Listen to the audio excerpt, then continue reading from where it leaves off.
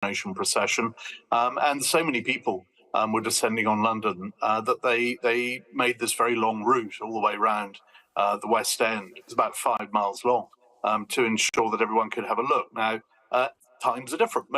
Many more people will be watching on TV. The armed forces are obviously considerably smaller, so they're shortening the route. They're also, I mean, they're just shortening the time scale of the service as well. People were in the Abbey for hours and hours on end in 1953.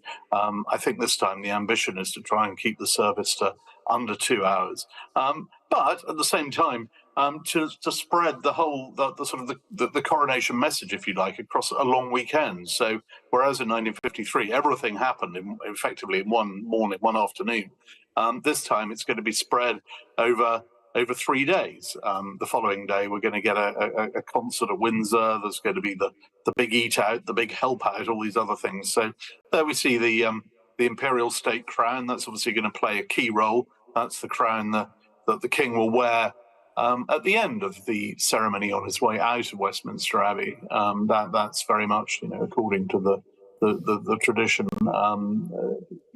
What we've heard is that a lot of the regalia involved, it will be the same regalia that's been part of every coronation for centuries. The crowning with St Edward's crown, the scepters, the orb, even there are 5 swords will be feature in this ceremony. So there's a lot of tradition there, but at the same time, these modernising touches. What do you make then of some of these changes? The gold state coach being used one way, isn't it, on the way back?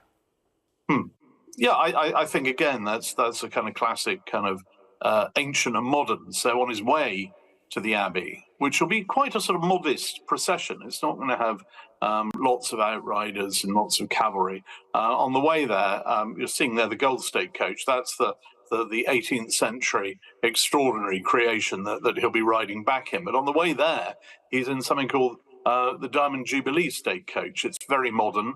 It's the most recent addition to the Royal Mews. It's got things like electric windows, heating. At the same time, it's got all sorts of elements of British and Commonwealth history in there. I mean, it's got pieces of Nelson's flagship HMS Victory. It's got shards of wood from a Bletchley Park hut. It's the arm rails are from the Royal Yacht Britannia. I mean, you can almost look at the Diamond Jubilee coach and sort of tell the story of Britain from that alone. So he'll go in that, which is very much more comfortable, and then he will come back in the Gold State coach, which I think is what everyone would expect. I mean, it's the sort of the absolute archetypal fairy tale coach.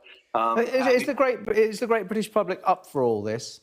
Well, I think over time, yes. I think they will be. I mean, almost as traditional as the orb and the scepter is the run up to every big royal event, which is everyone's not terribly interested. I mean, I remember the run up to the Golden Jubilee in 2002. Lots of reports saying nobody cared, no one was organising street parties. It was always going to be a bit of a flop.